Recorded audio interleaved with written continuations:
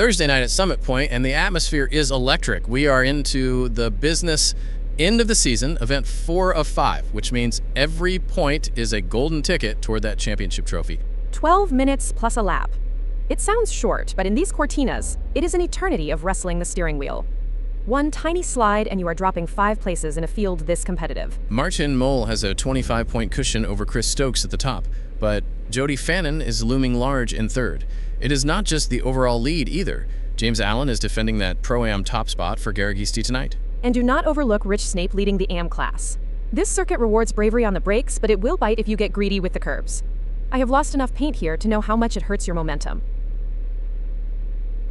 John Bountakis has put that SW Performance machine on pole, a massive result for him. But look at Rich Snape in second. The AM class leader is perfectly placed to extend his advantage tonight. Snape has to be careful though.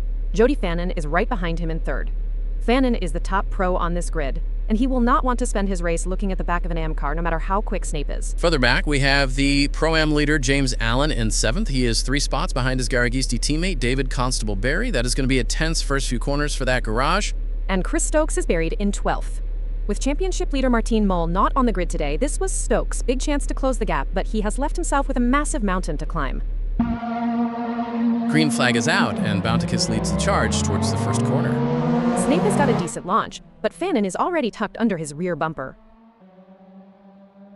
Walters has already made a move on James Allen for 7th, and wait, there's contact further back. Allen has just sent Jimmy Lindo into a spin. That is a massive error in judgment from the Pro-Am leader, and he is going to be hearing from the stewards for that punt.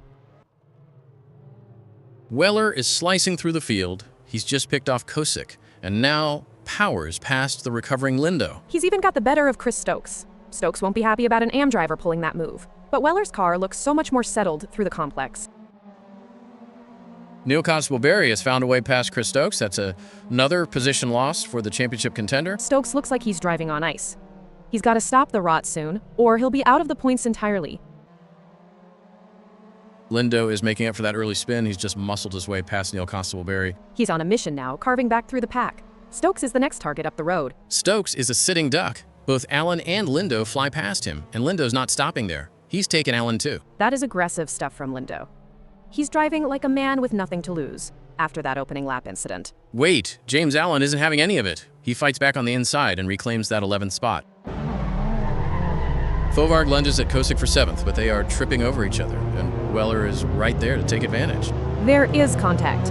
Fovarg and Kosick have banged wheels, and that collision has allowed the Danger Racing car to scramble back into the position. Huge move from the AM class leader. Rich Snape has just dived past Jody Fannin to take 2nd place. That was clinical. Fannin looked a bit wide at the apex, and Snape didn't need a second invitation to stick his nose in. James Allen has found a way past, dropping Daniel Kosick down to 10th spot now. Kosick looks like he is fighting that car. He just cannot get the power down as cleanly as Allen. The gap is closing to Tim Weller ahead. We could be looking at a 3-way fight for 9th very soon. Weller is defending the middle of the track, but when you have 2 cars hunting you, it is almost impossible to cover every line. And there they go. Both Kosick and Lindo pick their moment and power past Weller simultaneously. Lindo immediately looks to the inside of Kosick. He wants that 9th place for himself, and he gets it. No, Kosick is not having it. He switches back and retakes the position instantly. What a scrap. David Constable Barry has finally found a gap. He's moved up into 5th, relegating Nigel Walters. He's been hounding that kick-ass racing car for laps. It's a big haul of points for the Garagisti garage if he can keep this pace up. Neil Constable Barry gets the move done, and Kosick is dropping like a stone. Weller and Fovarg are through too. He's gone straight into the barriers. That car looked like it just didn't want to turn in at all. A nightmare for the Danger Racing driver. John Bountakis rounds the final corner and takes the checkered flag. A masterclass from pole position for the SW Performance driver. He never let the pressure get to him, but look how close it is for the remaining steps. Fannin and Snape have been glued together for the last 12 minutes. Jody Fannin takes 2nd, a massive result for his championship hunt with Maul not here tonight. And Rich Snape holds on for 3rd. That is a huge statement from the AM class leader. Snape drove the wheels off that Cortina to keep pace with the pros. To finish on the overall podium in this field is an incredible achievement. Bountakis was untouchable from pole, but the real story for me is Rich Snape bringing an AM car home on the overall podium. He drove with such discipline. On the flip side, Chris Stokes had a nightmare session. He just couldn't find the rhythm, and that is going to cost him dearly in the standings. With Martin Mull absent, Jody Fannin taking second place is a huge swing for the championship. The lead is starting to look vulnerable with 7 rounds left. James Allen will be kicking himself over that penalty, though. In a sprint format, you cannot afford to beat yourself. Plenty of work to do in the next 3 races tonight.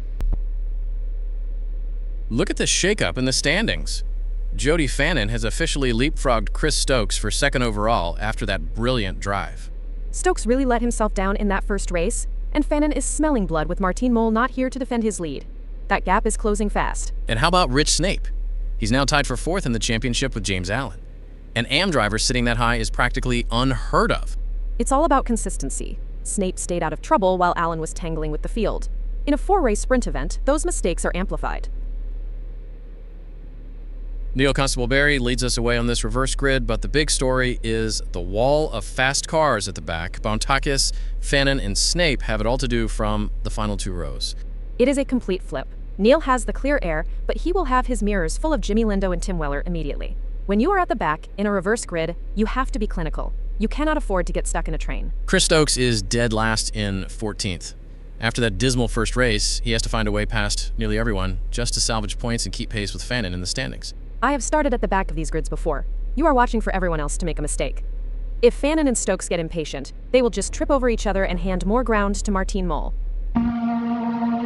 Green flag!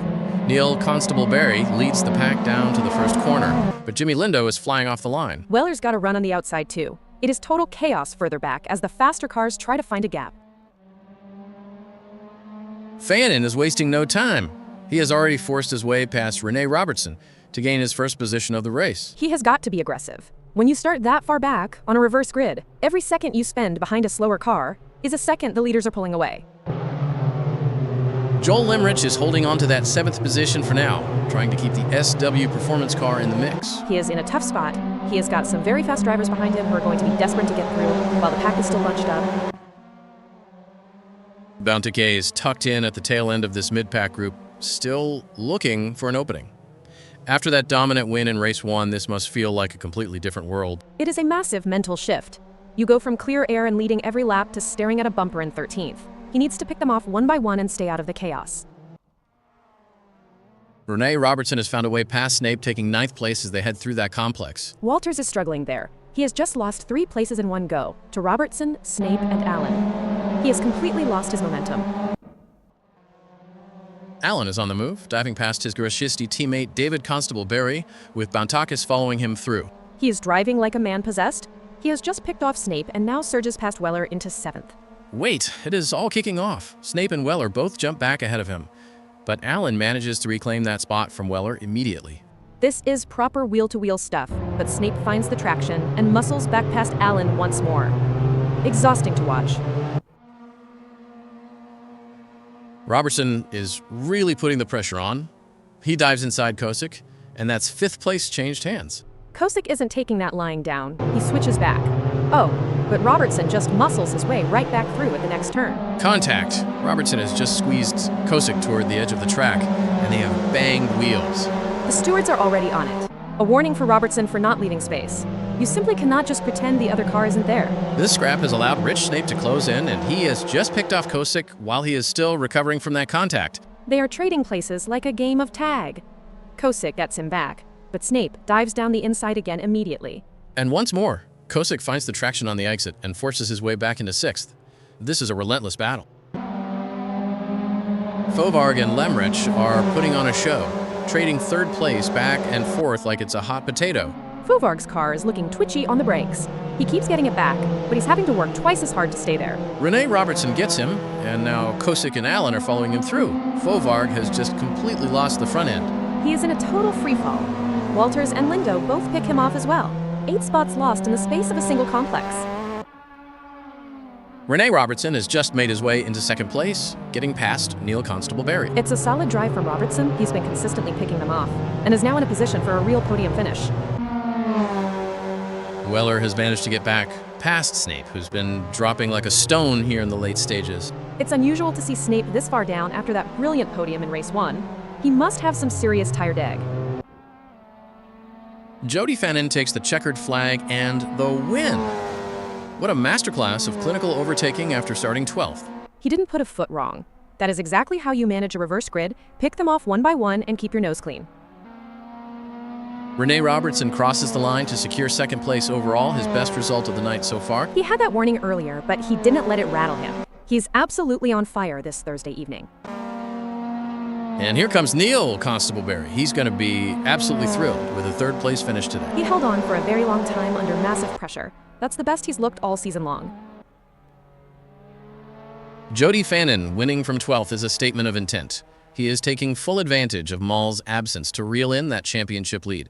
Absolutely clinical. On the other side, Fovarg's collapse from 3rd to 9th shows how brutal this sprint format is. One mistake and the pack just eats you alive. Renee Robertson survives a steward's warning to take second, with Neil Constable-Berry securing a brilliant third from pole. 6 races to go, and the pressure on Chris Stokes to respond is becoming immense.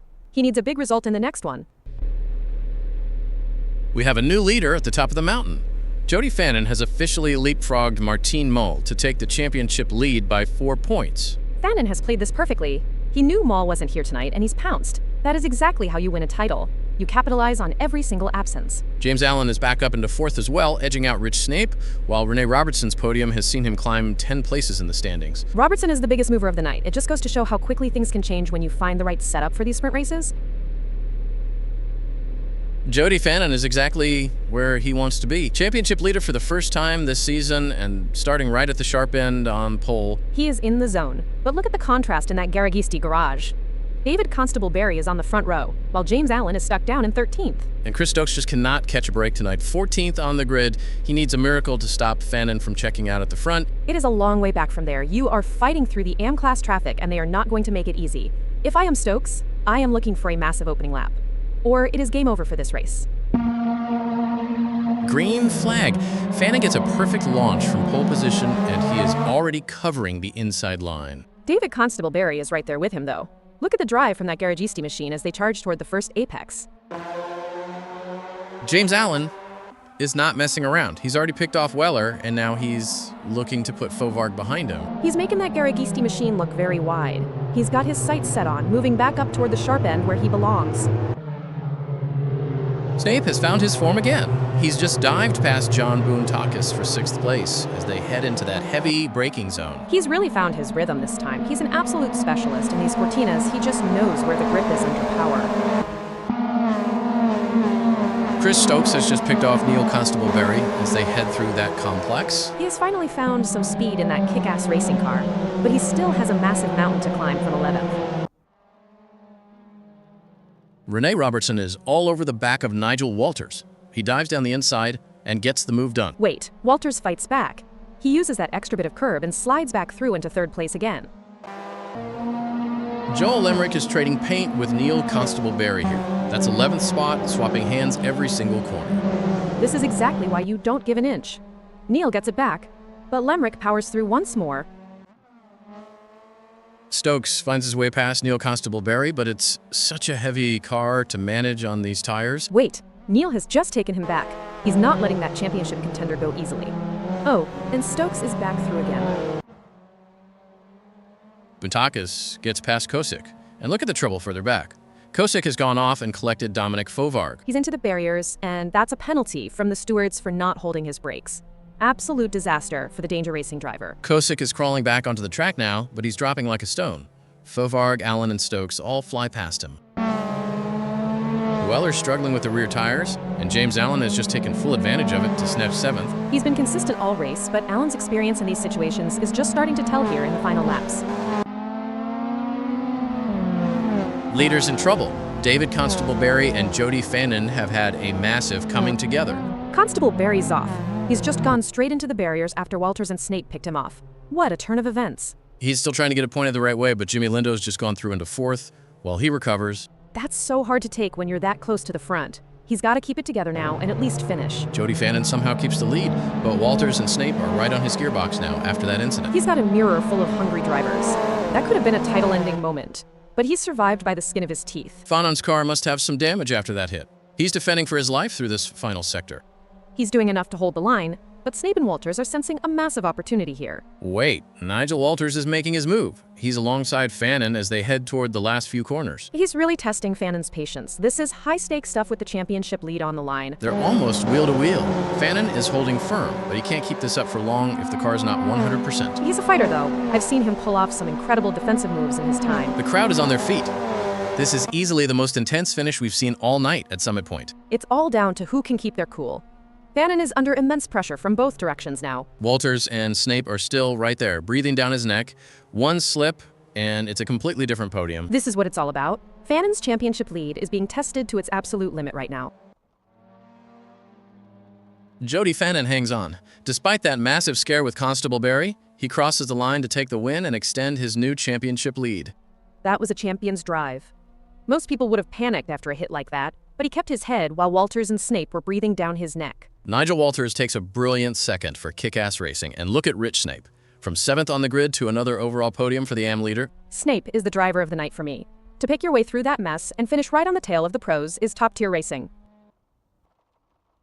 Jody Fannin survives the drama to take a massive win, but that collision with David Constable Barry nearly changed the face of the title race. It was heart-and-mouth stuff. Fannin is lucky that Cortina is built like a tank, because that impact would have ended most people's nights. Nigel Walters and Rich Snape were the beneficiaries, both pouncing to round out the podium, while Chris Stokes is still searching for answers at the back. Stokes is bleeding points now. With only 5 rounds left, Fannin is starting to look very comfortable at the top of the table. Fannin is building a serious fortress at the top now. That gap over Martine Moll has grown to 29 points after that last win. It is a total transformation from the start of the night. Fannin is the hunted now. But look at the AM battle. Rich Snape and Nigel Walters are within striking distance of James Allen for 4th overall. The momentum is completely with the guys on the podium from race 3. Chris Stokes is effectively standing still while the rest of the pack is charging past him in the standings. Stokes has to find something in this final race of the night. If he does not finish ahead of Fannin here, his title hopes are going to be on life support heading into the finale. The final act of our Thursday night at Summit Point, Renee Robertson sits on pole for this reverse grid, but all eyes are on the middle of the pack. Look at Chris Stokes in 4th. This is his golden ticket. He has been struggling for pace all night, but starting 9 places ahead of Jody Fannin gives him a massive tactical advantage. Fannin has been practically untouchable so far, but starting dead last in 13th means he has to navigate through a very defensive field, including Snape and Walters starting right in front of him. It is going to be about aggression versus patience. If Stokes can break away while the pack holds up Fannin, he can finally claw back some of those lost championship points. Final race of the night is underway. Robertson takes off from pole, but Stokes is immediately looking for a move on Kosick. Look at the launch from James Allen. He's right in the middle of that pack, and it's 3 wide into the first corner. David Constable Barry is carving through early on. He's already picked off Bounticus, and now Weller is in his sights. He's through. That Garagisti car is much more settled on these cold tires than the others in the mid-pack. Rich Snape is holding firm in 11th for now, just biding his time as the pack starts to stretch out. He's keeping a very close eye on Jody Fannin in his mirrors. If Snape can keep the leader bottled up, it completely changes the dynamic at the front. Jody Fannin has just found a gap past Bounticus and is already up into 10th spot. He is in such high spirits tonight, he's just picking them off with absolute precision, corner by corner. Allen and David Constable Barry have both muscled past Neil. And wait, there's cars everywhere. It is a massive pileup.